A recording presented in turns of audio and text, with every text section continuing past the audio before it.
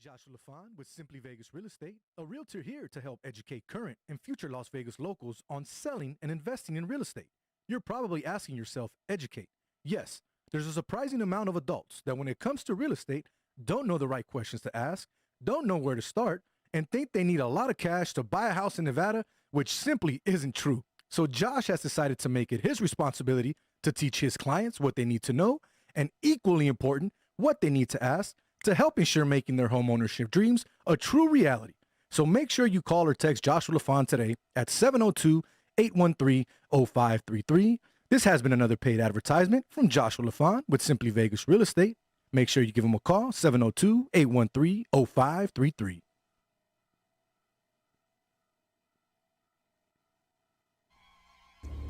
You must be kicking yourself for not walking out when you could. Bad judgment. But don't you worry, son. It will all be over soon. Anthony, give me a boy's name that starts with the letter H. Jose. Bobby! It's me! Your daddy, Roberto! Daddy? Occasionally, you may hear it pronounced as Joao. It depends. It's called Rex Kwando. Look at me now. How far we go back? Elementary, jump rope, hide and go see, pity pat, red light, green light, red light, green light. Hello? You play to win the game. You are tuned in to Straight Bet Sports on the Gorilla Cross Radio Network. Wednesday night, just past 9 p.m. You already know what it is. I'm your host, Jose V. You are tuned in to Straight Bet Sports live here on the Gorilla Cross Radio Network. EMB directly in front of me tonight, as he is always here Wednesday nights, ready to chop it up, talking sports, showing all his Philadelphia Eagles attire there. We are coming to you live from downtown Las Vegas, Nevada, or Las Vegas, Nevada, if that's what you want to call it, because it's Las Vegas no matter what, the entertainment and sports capital of the world. No place better to be than here in Las Vegas. It's a little chilly out tonight. Quan's got the AC still blowing in the studio, but I love it. Quan, thank you for doing what you do for us every Wednesday, man. We greatly appreciate you and Gorilla Cross Radio. If you guys are watching, do what you do what I do, what I ask you to do every single Wednesday night. Press that like button, press that share, let everyone know what it is you're watching tonight. Drop a comment in the comment box if you want, and we'll get to you, and we'll get to all your comments, questions, or anything you want to talk about that we're talking about tonight. Or maybe you have some topics that you want to throw at us and see what we have to say about it. Hit us up, and if you want to give us a call as well, always the number to call here on Gorilla Cross Radio, 702-608-3259. And the final thing, download the Gorilla Cross app. Not only are our shows on here and great content, there's a lot more going on with Gorilla Cross Radio, so trust me, go ahead and check them out on the Apple App Store or the Google Play Store. And I'll just give a quick shout out. I'm going to do it because this is pretty cool. Before we get into our guest of the night, UNLV is playing Michigan. We're going to talk about that here later. They're playing Michigan this Friday night at T-Mobile Arena at the Roman main event. That's what they're calling it. Quan, an Unnamed Sports Show here on Gorilla Cross Radio with Josh Williams. They're giving away a pair of tickets.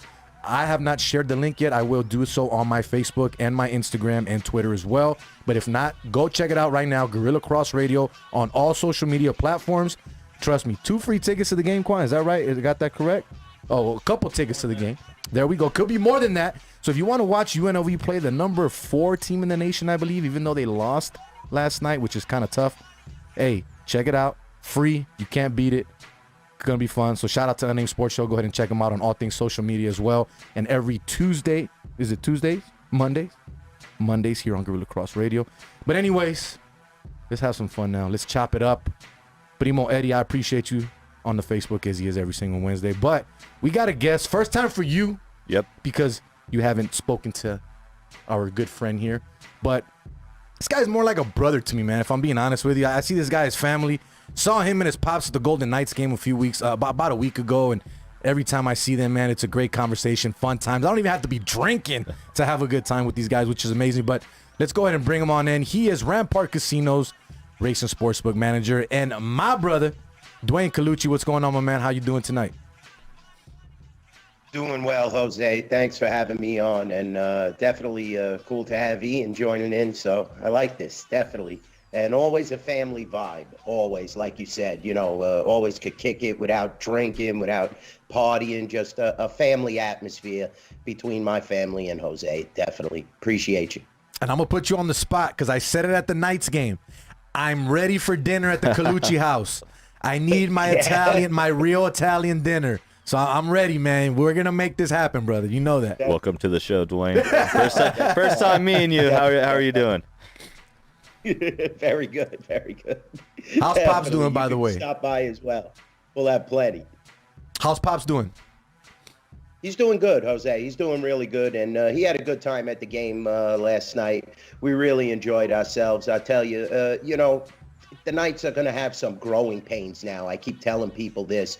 When you have guys like Pacioretty not playing, Stone just getting back acclimated, you see all these injuries, and, now you have guys like Tuck that are gone because of the Jack Eichel trade, so you have to take that into consideration. Leonard has been playing solid, I got to say. Everybody was all over this poor guy when the season first started. He's the real deal, I have to say. He's hanging in there. We're above 500 with all of these injuries. And, whether it's Carrier, guys that Marchessault missed last night's game because of the COVID protocols. We have had so many different looks and different lineups. And it's still a credit to Coach Pete DeBoer as well, because he's getting the most out of these players right now. And also, even the backup is a solid Brossoit. He's definitely a nice acquisition. Not Marc-Andre Fleury, but you can't keep two goaltenders of that magnitude on your roster and expect cohesion and expect cooperation in that locker room. So we'll be all right moving forward. I just hope Eichel's back is all right. Pacioretty, he's like a walking triage unit. I remember him from the Montreal Canadian days, guys. I mean, this guy was constantly hurt, but, when he's on the ice, he's a major factor. So, we had a good time last night despite the loss. And you talk about the goaltending. Vegas has been known to have at least two guys that can play. Now, I want you to compare the situations. Obviously, we know the situation with Marc-Andre and Robin. You have two guys that are legitimate starters that can start on any team on any given night. We know that. But prior to that, you had Fleury and Subban. Now you have Robin Leonard and Brossoit. I saw Brossoit playing in preseason hockey.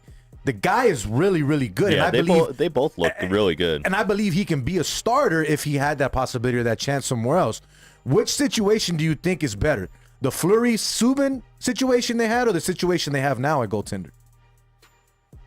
I would probably say the situation that they have right now, just because of the fact that Brossoit backed up Hellebuck, who is probably top two goaltender in the league out in Winnipeg for so many years. So he is kind of acclimated to be a backup, whereas, Marc-Andre Fleury is not. But Subban was a backup, and he was solid at times. So I think Brossoit has a little better skill set than Malcolm Subban does. So I like our combination right now. I mean, Leonard is really, he's much younger, and that's a major factor, guys. When you have that youth as opposed to, Marc-Andre Fleury, and you have the combination with Brossoit, it could really work out well. So what would you say is the biggest issue that you've seen? You go to all the games. You're also a season ticket holder. You're not just watching from afar. You're there. What would you say is one of the biggest things they need to work on? The offense, the defense? Should he start switching up some of these lines, start creating some new things, some new looks? What do you think is the major issue with the Golden Knights this season, aside from, obviously, we know the health situation and people being out? Yeah, I would say definitely the power play is a major key cog that they need to work on. And that was something that they really were exploited against Montreal in the playoff series last year, Jose. They couldn't get it going at all, and that's why they were not able to advance to the Stanley Cup Finals. So definitely, I think the power play, there was a long stretch. They were like 0 for 20 or something against Montreal. And if you can't click when you have an extra skater on the ice, that becomes a problem. Also, the defense has to remain healthy. These defensive players have to play as a cohesive unit. There's way too many shots getting in on Leonard. You look at some of those past games, 40 shots plus, and he's very durable. I mean, he's making some monster saves and keeping them in there. So I would say the two major factors, guys, that we have to keep our eye on, they have to get a good good power play unit. They have to have more defensive play. Keegan Colasar is a major factor. He really has to get his hands going because DeBoer is really putting a lot of faith in this kid. And, so far he's having a really rough go of it, but he looks to have a lot of talent. It's just a matter of, can he get his hands going? Can he get his feet going and help this team out? He's going to be a major factor. You saw a lot of these guys from the Silver Knights as well being called up and mixing and matching. So I don't think he has to switch up the lines, guys. I think he more has to, get the right defensive pairings. That's definitely a factor. And somebody to quarterback this power play. So you mentioned power play. Do you think that's something that when Eichel comes back that's going to necessarily fix it? Or do you think it's still going to be something that they need to be working on constantly because it's going to be a hard point for them going forward in the season? Yeah, Ian, they definitely have to correct that now because Jack Eichel is going to be a couple of months out. Yeah. So, you definitely have to work with what you have now. Hopefully, Marchessault will get healthy. Riley Smith will be able to remain healthy, and Stone will be a part of that unit as well. The defensive pairings, they could definitely mix and match and find the right combination. A lot of their goals actually on the power plays, the few that they've scored, have come from the defensive pairings. So I think, Ian, that's something they have to work on immediately. They have to get this power play going. They have to outscore the opponent, be able to out-finesse, because last night, you play a top-notch team and you're kind of struggling. It looked like they were. And the Minnesota game, the Wild once again, trying to take it to us. That was a little better performance than last night, but they definitely got to right the ship with this power play. They have to get a lot of goals because if you're going to give up a lot of shots, you have to outscore the opponent. The goaltender cannot be solely responsible if the defense collapses around him. Yeah, it definitely seems that if they're not getting 3-4 goals in a night, that they're not going to be able to stop anyone consistently enough to win those major games. So I agree with you there. Definitely. Once Definitely. again, And what's a factor is that a lot of people aren't realizing that the West all of a sudden is so strong. Yeah. People will make fun, and now you got Anaheim on an 8-game winning streak. Edmonton is all the way up there. Calgary has very few losses, and teams like San Jose and LA are above 500 right with us. So that was a little shock as well, guys. Once again, you're tuning to Straight Bet Sports live here on the Gorilla Cross Radio Network. We are joined by our good friend Dwayne Colucci, Rampart Racing Sportsbook manager, joining us here, talking a little bit of Golden Knights. We're going to get into some NFL talk and college football talk with him a little bit here shortly. But Carolina Hurricanes, Dwayne, can't take anything away from this team. 12-2. I mean, that's just insane to start the season for them. But it's a good look on there. Or should I say the Hartford Whalers, right? Is that should I get that correct, right? Weren't they the Whalers at one point? But Golden Knights, next games, let's ring them out. Next 5 games. Tomorrow night, they got the Detroit Red Wings at home, right?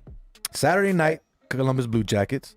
Then they go on the road to St. Louis to play the Blues, the Predators, and then they come back to play the Oilers. What are you seeing out of these 5 games? What is a realistic result? 4-1, 5-0, 1-4, 3-2. What can you possibly see in this 5 games coming up? I could probably see 3-2 as a real positive outlook. I mean, St. Louis really took it to us the first time around. And, also Edmonton is really a juggernaut. So I think we should be able to beat Detroit. So realistically, I would say 3-2 in that upcoming stretch. We're going to see how we react to go on the road and then come back home for that big game against Edmonton. And that's going to be a marquee matchup. I know a lot of people are looking forward to that game. And definitely anytime Connor McDavid is in town, they have so many good players. Ryan Nugent Hopkins, he's a fabulous talent. And, they just have all this prowess in the Western Conference right now just because we have the injuries. So you have to watch out for Edmonton. That's definitely a tough game. Like I said, Bennington is still fabulous. St. Louis is always a tough out. They always get up for us. So that's another tough game. But definitely then when you play Columbus, you have Detroit. And what was the other game? I'm sorry, Jose. Columbus Blue Jackets, St. Louis Blue Predators. They got Nashville. They go on the road to play St. Louis and Nashville and then come back. Tough game too. Yeah, Nashville's a tough game too. So I could definitely see 3-2, 2-3 in that range, because I'm not sure if we could really match up with Edmonton unless we start to get some health, some stride in the power play, and some perfect goaltending. And definitely, like we got back to Brossois, he's going to have to play a big point in this. He's going to have to play a game or two in there. I can't see Leonard, carrying it the whole way. It's going to be difficult with the amount of shots we're giving up. So, Dwayne, with this being a different season for the Golden Knights and their fans and the betting crowd as well, have you seen the handle decline a bit on bets that you're getting for the Vegas Golden Knights, or has it been the same as always? Well, the interest is still there, Jose, but the consumer is a little more picky now, as I like to say. They're not just riding the Knights every single night, but I still have a lot of those loyal customers, I tell you. We have a lot of older clientele, like I say, at the Rampart Casino. So a lot of the older women love the Golden Knights. They're going to bet them whether they're -3-1 or they're plus 200, which you may even see in some of these games on the road when they're banged up, which is a shock this year. So, yeah, definitely we still have the handle, and definitely the Golden Knights are a major attraction. And they're not just riding the Golden Knights, but you still have the consumer that will bet on the Golden Knight game regardless. So if they're betting with them or against them, we're still getting a big share of the market. And NHL is on the map now. We used to always make fun how you couldn't get a hockey bet, from my side of the counter, it's bookmakers. And now, the handle sits the Golden Knights. It's just taken off, and it's a beautiful thing. No, I remember over 10 years ago when you and I opened up Eastside Cannery, getting a hockey bet was the rarest thing ever. Like, nobody was betting hockey at the time. Now everyone in Vegas has become a professional hockey handicapper, like it seems. Like everyone knows what hockey is and how it works. Twitter's blowing up with hockey out here, everywhere. And everyone knows everything. So, but it's good though. It's good for our city. It's good for our town. Anything that has to do with pro sports is blowing up. It's amazing. It's awesome.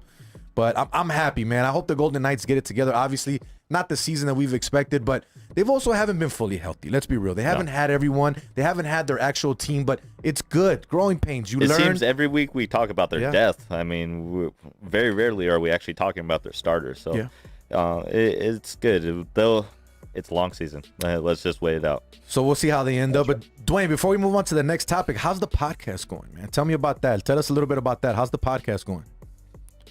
Going great, Jose. I tell you the truth. We did the Breeders' Cup podcast, which was hugely successful. I gave out so many winners, and, I don't really brag. I don't like to brag, but on the Friday card, we gave out about 4 or 5 winners on the If and Reverse Breeders' Cup podcast, and then we capped it off with Knicks Go, and we had that trifecta. I gave that exact out cold. Knicks Go over the Bob Baffert trainee, Medina Spirit. We had that trifecta with Essential Quality running third. Several winners, both the Wesley Ward trainees that won on Friday and Saturday. We had, nearly had a banner day on Friday, but there was some rumblings. I'm sure you paid attention to where the horse was scratched and, the favorite in the last race on the Friday card. And there were so many bets tied into that horse, and he ran for purse money only and actually won the race. So we had some, unique questions and unique happenings for a Breeders' Cup perspective.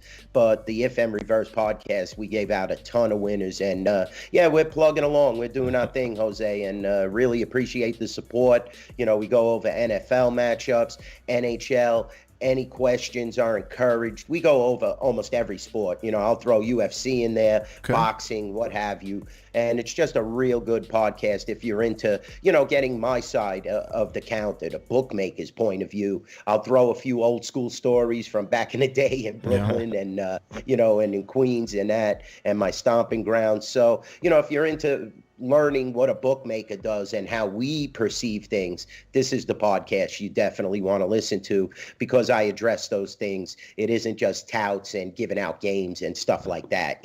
Everybody has their, the touts on and who could pick this, who's hitting that 80%, who's hitting that 90%. I give you the perspective of how I try to match wits with these guys. And, I'll give some horse racing. That's where the tout side of it would be. But I have an extreme background with horse racing, Jose. You know that. Oh, yeah. Grew up around Aqueduct, Belmont, Saratoga, carrying on to Del Mar, Hollywood Park, Santa Anita.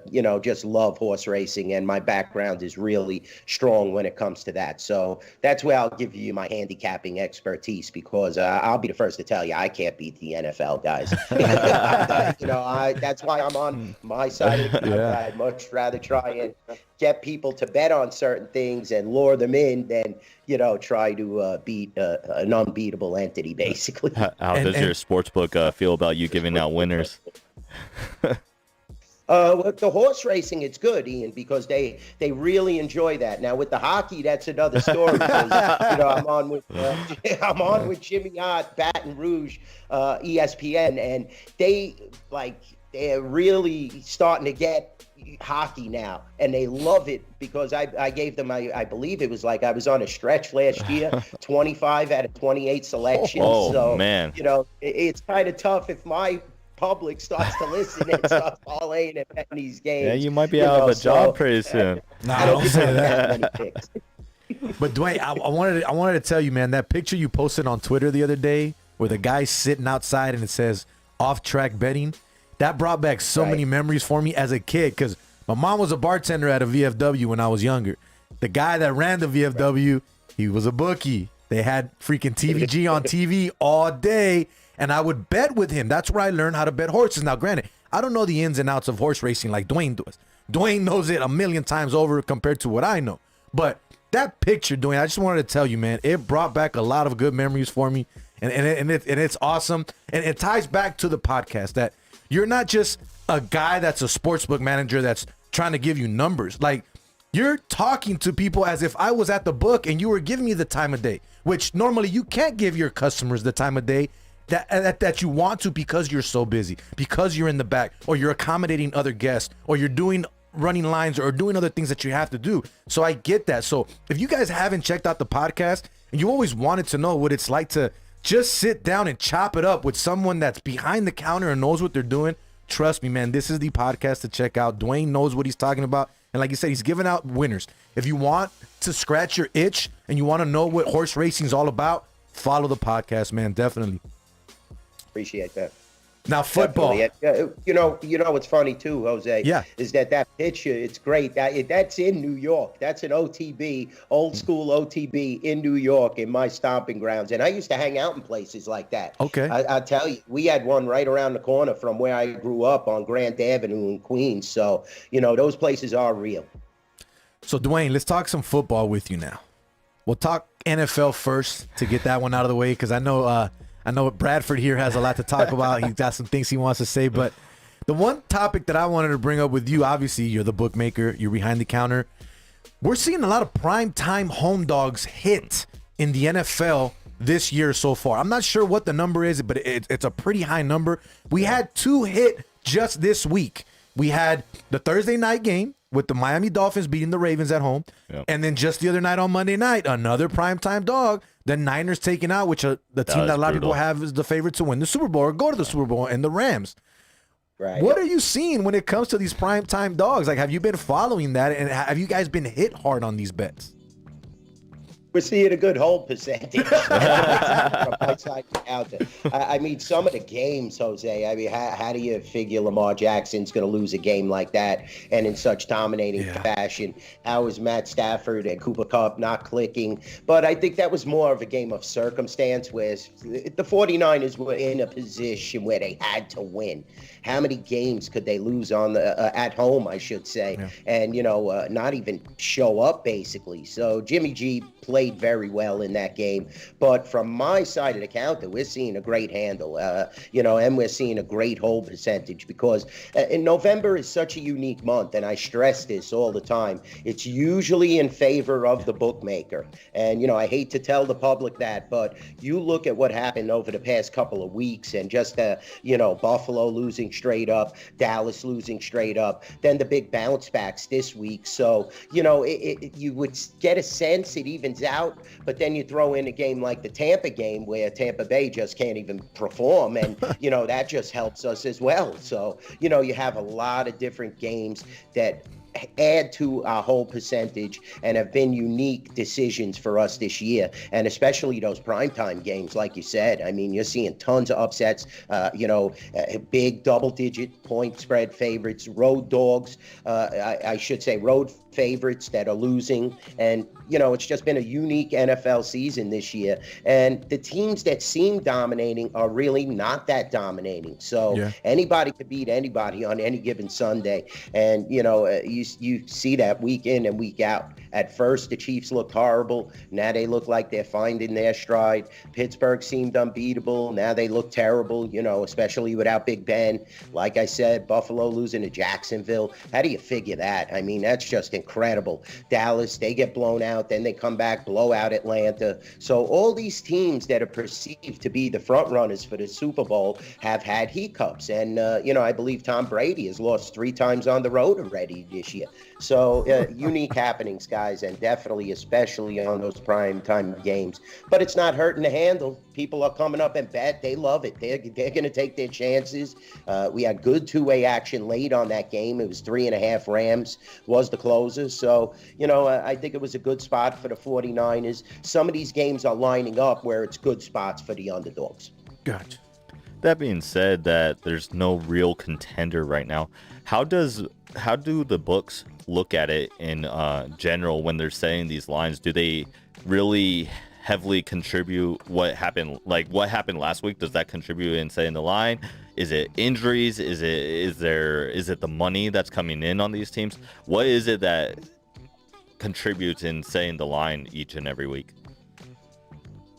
Well, definitely in particular matchups. You want to go back to the prior week, but you have to pick the injury report on the prior week. You don't want to hang your hat on the prior week because, like I said, you saw big turnarounds, especially from the powerhouse teams in Buffalo and Dallas, where they couldn't get out of their own way, and then they're dominating and winning by 40 points. So we have to make adjustments according to, streaks, trends. Definitely we take that into consideration.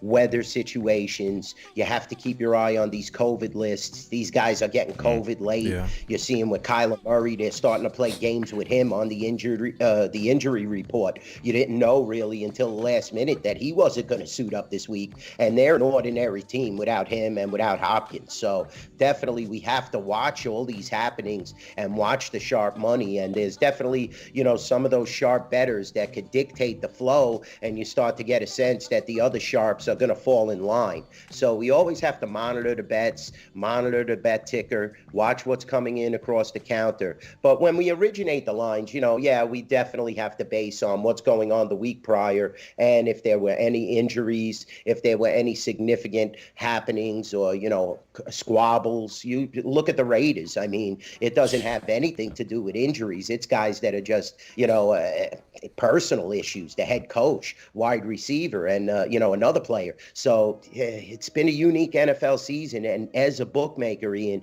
we have to watch all of this, gather all this data, keep our eyes on it, and just move forward and plug along, put up a good line, a fair line that the public will buy into. And hopefully, we're on the right side.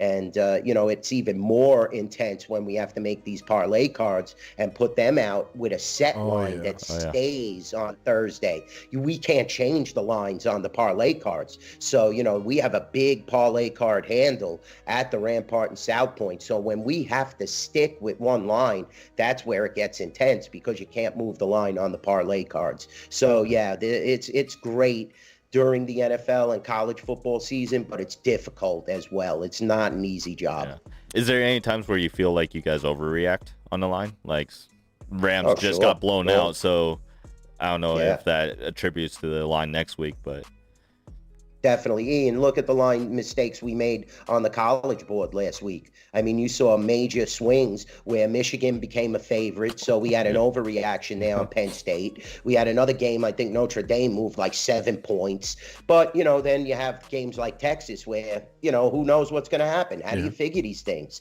So football is always the most unique sport. I always say that. You could always see Golden State like last night going into Brooklyn and getting a victory, but it's so hard to think of of. And still, in my mind, I keep bringing that game up. How does Jacksonville beat the Buffalo Bills? Oh, I have no idea. How does Cleveland destroy Cincinnati and then just get annihilated by New England the next week? These things only happen in the NFL and in college football, but that's what makes it so fun and why everybody's attracted, because it's just a prestige. If you could beat this sport and beat the book a little, then you start to become very confident. And, it's all about prestige, and it's about money and bankroll. Rampart Racing Sportsbook manager Dwayne Colucci joining us live here on Straight Bet Sports on the Gorilla Cross Radio Network. Next question for you when it comes to the sports betting, especially with the NFL. Who has been the darling this year? Who's the crowd favorite? You know what I mean? There's always one every year that a team gets hot or the crowd's happy and they pound them every week. Have you seen that this year so far, or is it pretty spread around? Well, I'll tell you, it's been pretty spread around, Jose, because, the Raiders started out as the darling. Everybody wanted to believe in them, and you saw the Chiefs weren't playing that good, and definitely the Raider fans were getting a sense, hey, we might have a winner here in Las Vegas.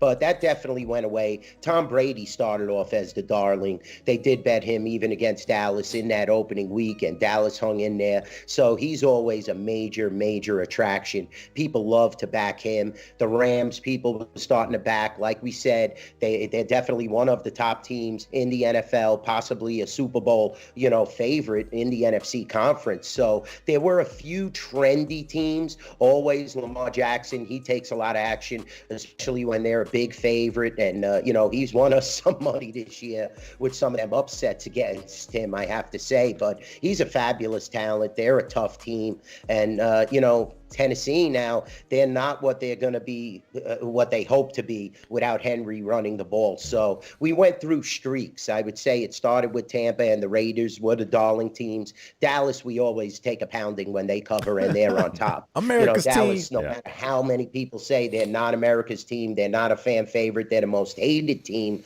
No, they're the most attractive team. They're the team that attracts me handle, and they bet Dallas when they're winning. And, they look fabulous with Gallup back. You got three-prong wide receiver attack, 2 running backs. They're protecting a great quarterback in Dak Prescott when he's healthy. So, it's going to be tough if these teams continue to cover. But, like I said, Raiders, Tampa, they were the early season darlings. Rams and Ravens in the middle. And we're going to see how it closes out now. We're up to week 11. Season's flying by, and we have to watch these injuries. Like I said, a lot of people started to get on the Kyler Murray bandwagon, but he's not healthy, so people backed off. Bettors, there's a lot of regular Joe bettors out there. I never call them squares. They're just people that are into the game and they don't follow as much as we do. But the sharp guys, they know what to jump on, who's playing, who's not. And they're the guys that I watch and base my trends, of betting on. So, yeah, those were the teams, Jose. And now we're going to see from week 11 on if they're going to start backing Mac Jones, if they're going to start backing Dak to the hilt. Who knows? So, Dwayne, I want to keep talking football with you, but let's get away from the betting aspect of it real quick. So when the season started, we did our NFL preview show. I said the Patriots would win their division, right? A lot of people call me crazy. A lot of people said there's no way. Rookie quarterback. Look what they did last year. Belichick's not really that guy without Brady. This team is quietly 4-1 in their last 5 games. Okay? 4-game winning streak. Mac Jones is playing like a vet, because he's not making the rookie mistakes. They're using him the right way. They're not asking him to go out and win ball games. They're not telling them that. They're saying, go out and do what we're asking you. That defense is playing lights out. Second best defense in the NFL when it comes to points given up in the NFL. They're second only to Buffalo. This team is legit. They're 6-4. Yeah. Buffalo 6-3 because they haven't had New England hasn't had their bye yet. So we're basically a half a game difference here. If you look at New England's schedule, they got to play the Falcons next, which they should beat. Titans will be tough, but that game is at home, and the Titans are beatable because you just said Henry is out, their main workhorse. Then they play the Bills. That's going to be tough on the road. I think they could beat the Colts in Indy. I can definitely see that happening. Then they come back and play the Bills at home, which that favors them being at home, even though Buffalo's Buffalo. Buffalo did lose to They have a pretty tough Buffalo schedule, did lose to Jacksonville. But then they finish off with Jacksonville and Miami. Do you think that New England has a chance in your eyes, from what you've seen, the way that they're playing, the way that they're being coached? Do you think New England has any chance to possibly jump Buffalo? And do you see it happening moving towards the second half of the season here? That stretch that you said, Jose, Buffalo, Colts, Buffalo, and you throw in Tennessee in there, that's going to be the telling tale right there. You know, they still got the 2 games against Buffalo. Yep. I think that Mac Jones is totally ready. You look at these running backs, Harris, Stevenson, whoever, they're just fabulous. Whoever Bill Belichick puts out on that field is always, it seems like, the right player for the right situation. So any Bill Belichick team has a chance to win and leapfrog a Buffalo Bills team. So yeah, definitely they have a chance. But now let's speak about Josh Allen, Diggs, this monstrous team. They're definitely, in my opinion, still the front runner to win the AFC. I mean, they're just so talented, but I can't get away from some of these difficult losses. Opening week there, the game against Pittsburgh, the game against Jacksonville, just some bad performances. And these are things that Bill Belichick will capitalize on. And like you said, if you get a split with Buffalo, you beat Tennessee, you get lucky and beat the Colts on the road, you're going to win the division. I'm telling you that right now, because those last 2 games are winnable. Miami is nowhere near what I thought they would be this year. They are one of the biggest letdown teams to, whoever's quarterback. And Brissett, it's just not been the right, mix. Gaskins is underperformed. Gesicki is a good player, but, they need more. Fuller didn't even pan out this year. He's been injured the whole season. So with that decimated division, the Jets, Jose. So, definitely their injuries, the coaching staff ain't what it was perceived to be. How could Robert Saleh have a defense like this? Oh, yeah. So definitely we break down and look at the division and look at the remaining schedule. And sure, the Patriots have a chance, man. Definitely. I mean, Belichick has Mac Jones. Mac Jones has all the confidence in the world. Yeah. When you could succeed for Nick Saban and now you're succeeding for Bill Belichick, you're definitely one of the front runners. He should be Rookie of the Year if they win the division. I mean, I don't see anybody else really that could push the conversation from a leadership standpoint. There's guys that definitely from a stat standpoint could push it around, but definitely Mac Jones has been the pleasant surprise.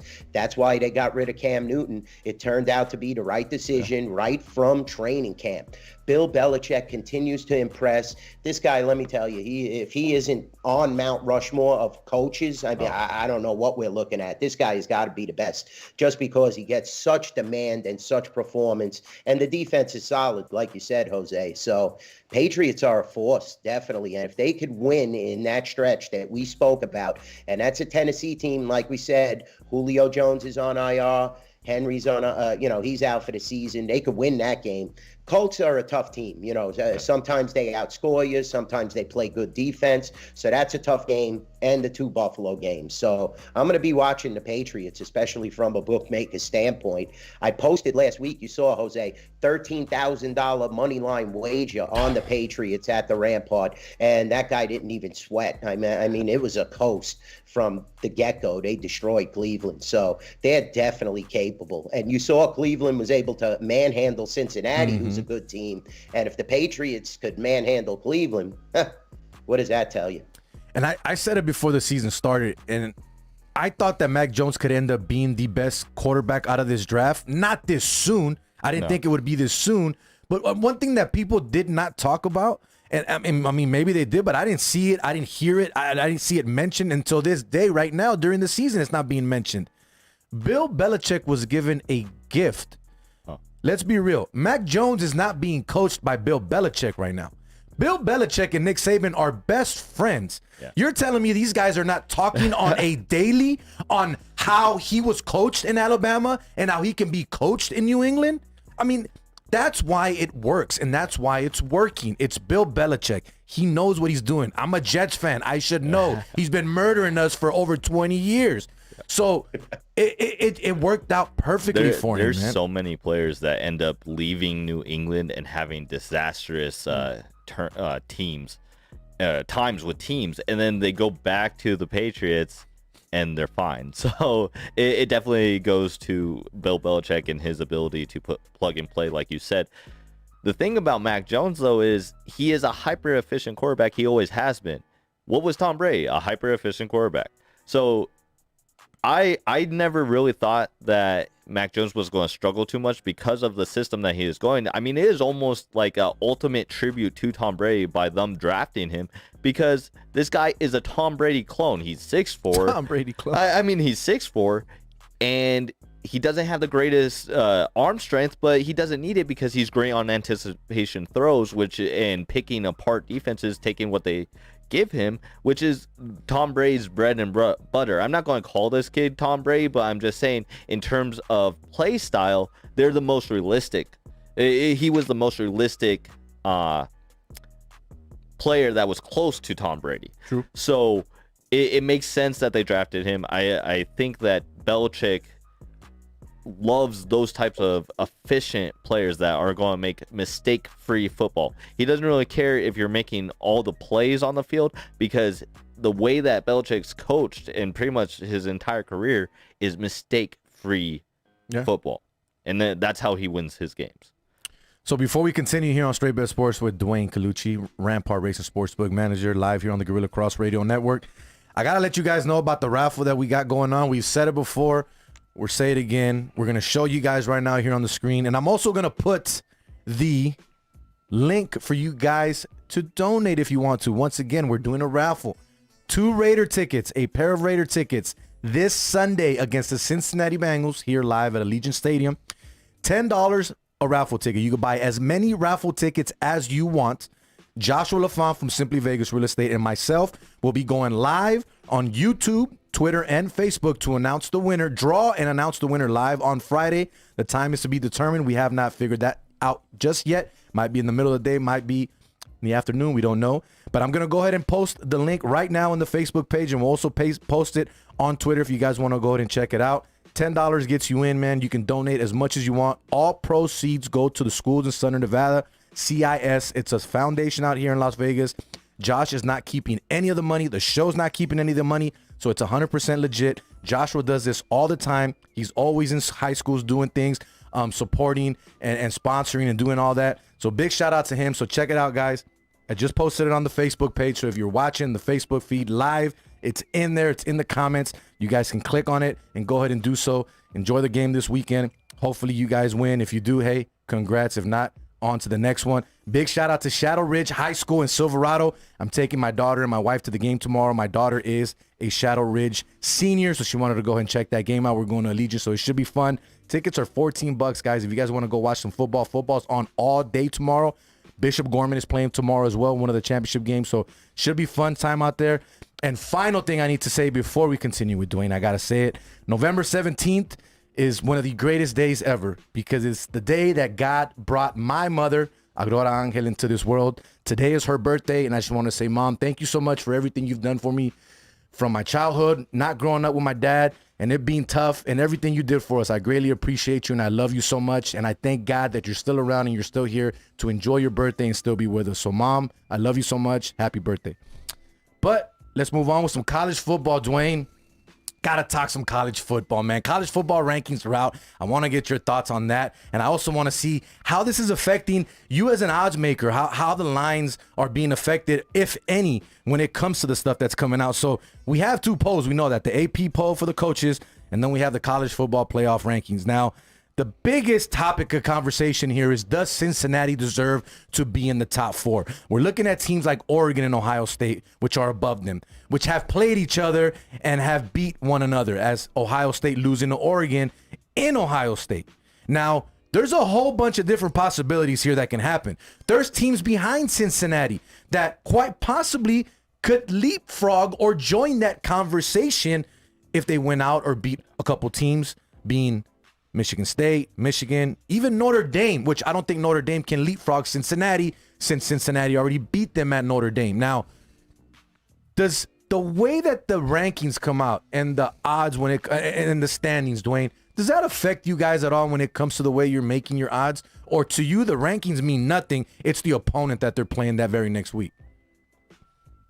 Well, when you get to a certain point of the season, Jose, you have to take the rankings into consideration because some teams need style points, as I like to call them. They need flashy wins like Alabama had last week. And then all of a sudden you see they leapfrog Cincinnati in one of the polls. So, you definitely have to look for style points. I think that it seems like they're just against Cincinnati. Cincinnati has that massive quality win. Notre Dame is now ranked 6th. So I don't know really if how Notre Dame could leapfrog them. I think Cincinnati does merit playoff consideration. And, teams like you said, Oregon, they've lost.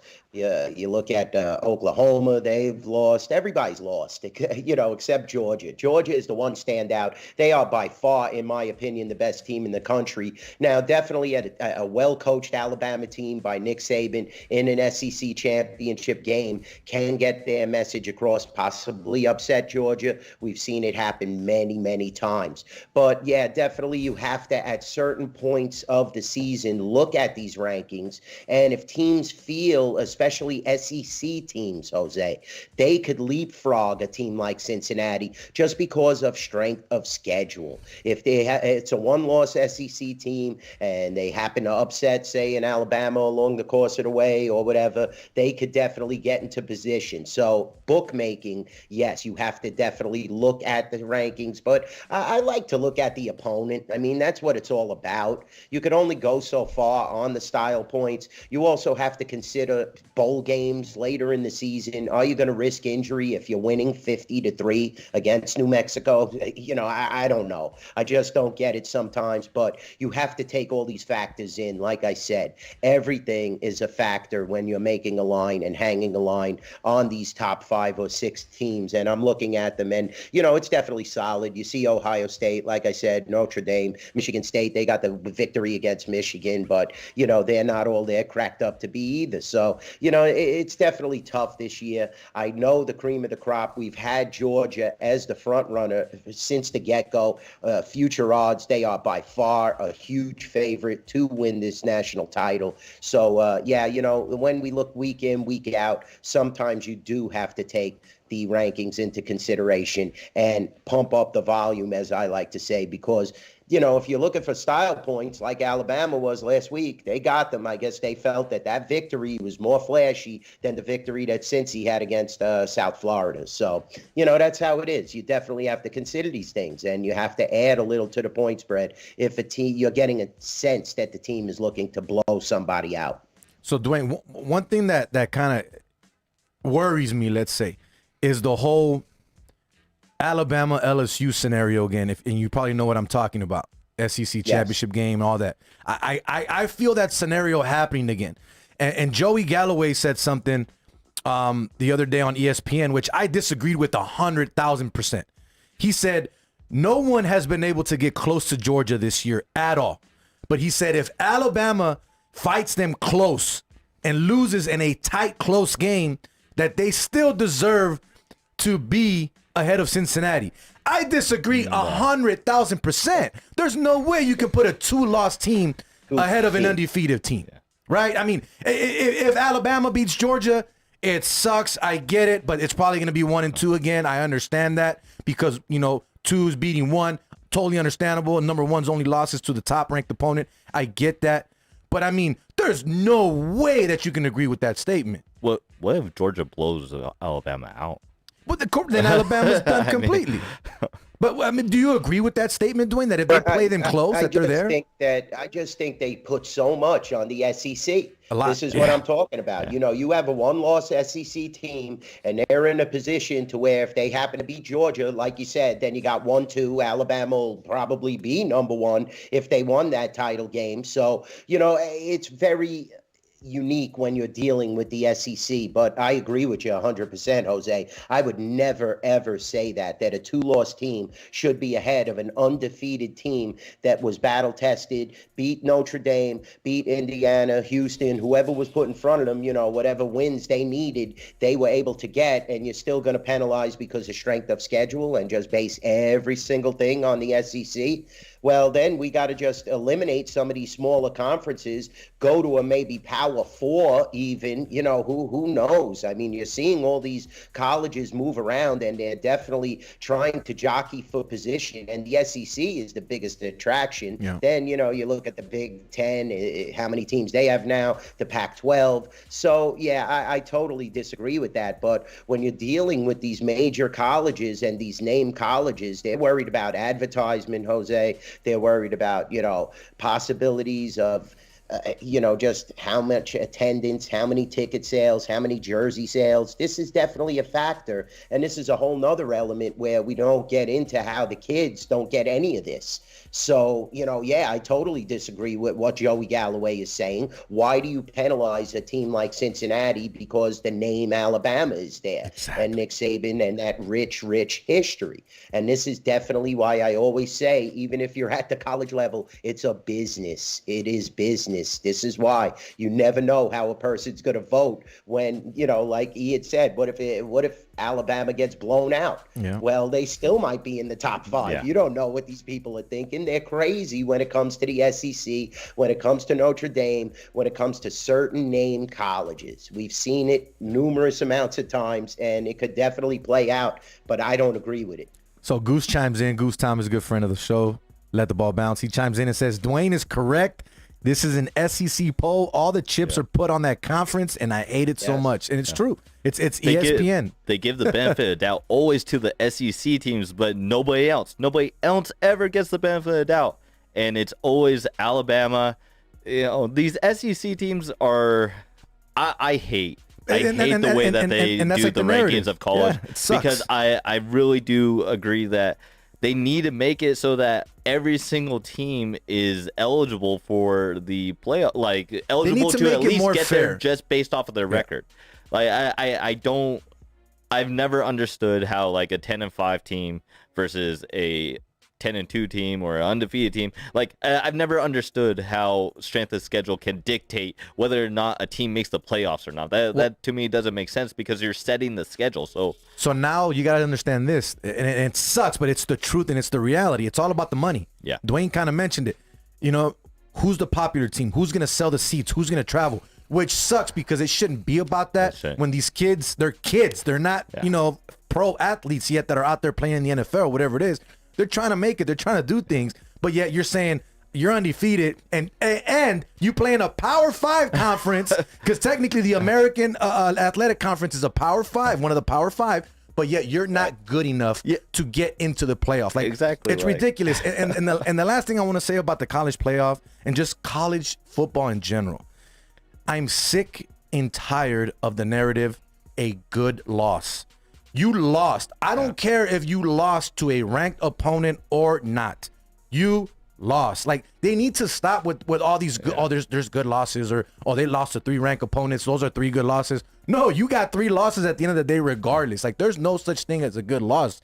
I mean, I don't know how do you agree with me on that, Dwayne, or you disagree with me? No, I totally agree. I mean, you're going to watch with these bowl games, though. You're going to see how much consideration Kentucky gets just based on this strength of schedule. Mm-hmm. And like when Kentucky was a double-digit underdog, weren't they against Georgia? I mean, you know, let's look and grasp how strong is the conference top to bottom, or is it just the SEC? And Goose is right. You know, it makes you sick at times because you just, it's SEC. That's what everybody's enamored with. So, yeah, okay, Kentucky loses to Georgia, loses to Alabama, loses to Arkansas. Well, they had 3 quality losses. They have 10 wins, though, and they're 10-3. Yeah, they're on quality losses. And, you know, that's the big difference when you make the jump from the college to the pro level. You start to learn. You get that sense in the locker room when you're playing with the professional athletes what a loss is. Nothing is good about a loss. I mean, you always hang your head, and there are no good losses. I'm sorry, you know, maybe if, you know, like we said, Kansas, you know, if they lost to Texas by 1, okay, that was a good loss because they really stepped up. They actually won that game. So, you know, they were on good losses. Think about how Oklahoma feels. Was that a good loss? I mean, okay, you know, we lost to a conference opponent. There's no such thing as a good loss. And when you're betting, when we're talking gambling, Go ask the guy who's cashing the ticket and the guy who's throwing his out. That was a great loss. Yeah. I mean, you know what I'm saying? Yeah. You know, you were getting +2. They kick a last-minute field goal. You lost by 3. Backdoor. Oh, yeah, I guess I was in the game. It was a good loss. No, it wasn't. You're throwing your ticket out. So, you know, definitely with gambling, there's no good losses. And definitely when you're dealing with college football, other than SEC teams, there's not a good loss. If Cincinnati loses, they're done. Pretty much. Look at how long, guys, it took for them to, like, release Clemson. Clemson actually broke that SEC mold. Dabo was able to break that mold, and they were so pitiful this year. And yet they were still like they had that one loss. Let's give them a chance. We'll keep them up there. Finally, they had to plummet them in the rankings because they're not a good team. You have to face that. True. Even though there's tradition and Clemson's been in the playoff for the last, 6 years or whatever, it's not a good loss. It's not a good look. Let's get professional with this. Love it. Finally, somebody agrees with me. Now, but we've come to towards the end of the show. We got about 5 more minutes here, so we're going to get into our Picks of the Week segment, and we're going to get Dwayne's guest pick of the week as well. But we got to let you guys know our final sponsor. Of course, we got 2 sponsors here on the show. Josh LaFont, thank you so much. We greatly appreciate you. You know that. But we also have another sponsor on the show. So our final segment, our pick segment of the night, is brought to you by our personal barber, Eric Navarro of Line 'em Up by Eric. Make sure you hit him up at 702-884-8138 and on IG at Line 'em Up by Eric, as you see right there on the screen. He's by appointment only. Holidays are here, people. He's getting booked quick. You want to get cleaned up. You want to get lined up. You want to get fresh. Hit him up. Beards, haircuts, everything. He does it. He got you. Line 'em Up by Eric Navarro. Thank you so much. We greatly appreciate you. So I'll let you go first because we both lost anyway, so it don't matter. Yeah. But Dwayne, we're gonna let you go last, so you can listen to all of our stupidities and what's not right and what we think we know is right, because we've been wrong for the last couple of weeks. So Quan's the only one that was right last week. He said take the Niners. No one wanted to listen to me. He was right. Primetime home dog. But I'll let you go first. What you got, Bradford? All right, so I'm going to do what you did last week.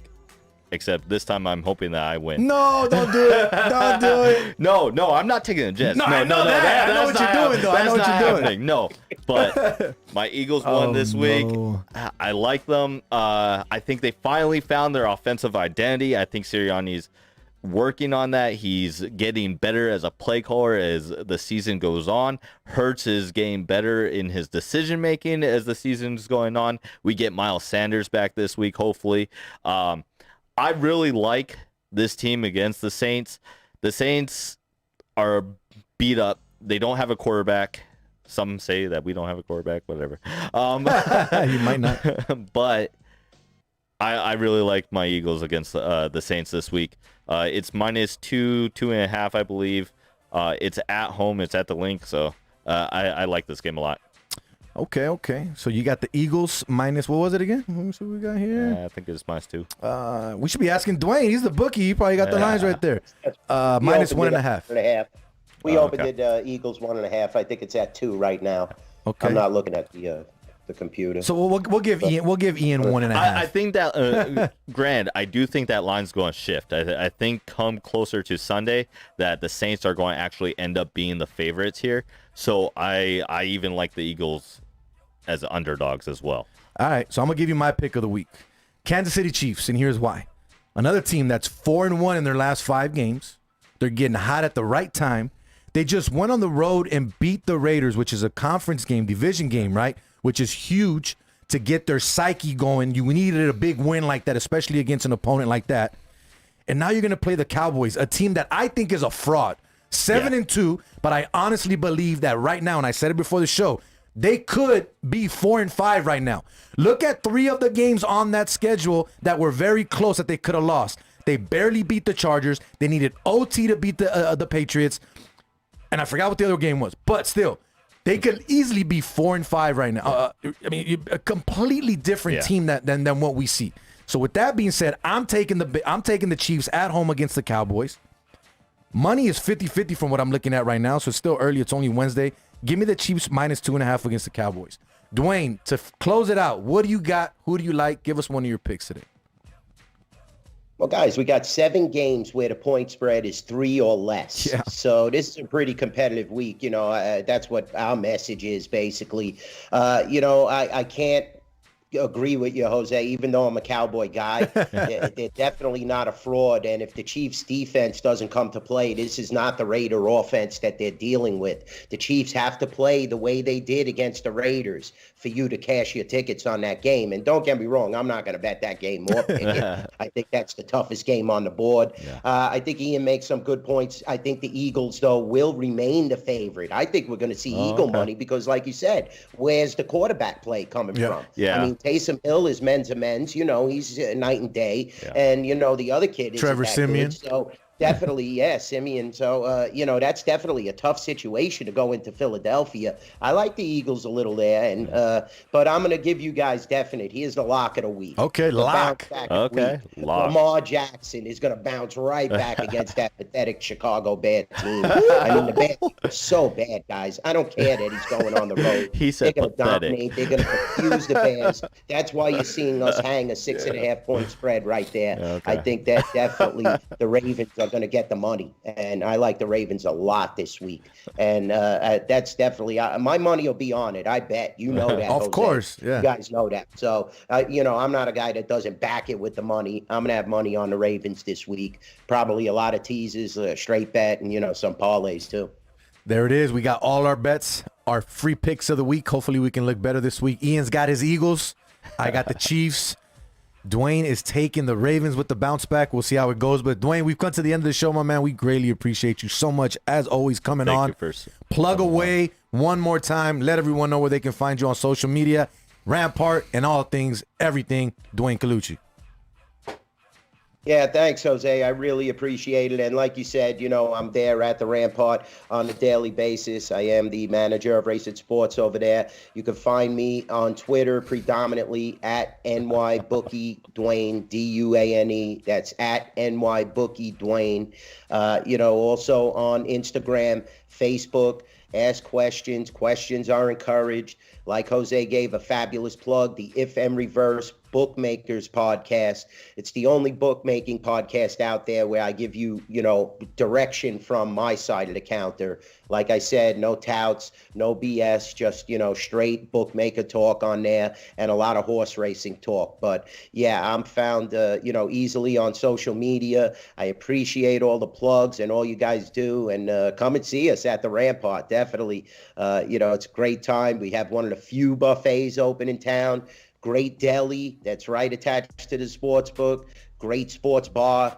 55-foot video wall. We got it all happening at the Rampart. It's definitely one of the hidden gems in Las Vegas. And we're in Summerlin, so it's not hard to find. Summerlin is definitely a very nice area of Las Vegas. And come out and see me. I really appreciate all the support and all the business, and we encourage it. We stress and definitely we pride and hang our hats on customer service at the Rampart, and Jose will tell you that. That's what it's all about in Las Vegas. This fabulous city is about customer service for all the patrons, and I'm definitely strong on that.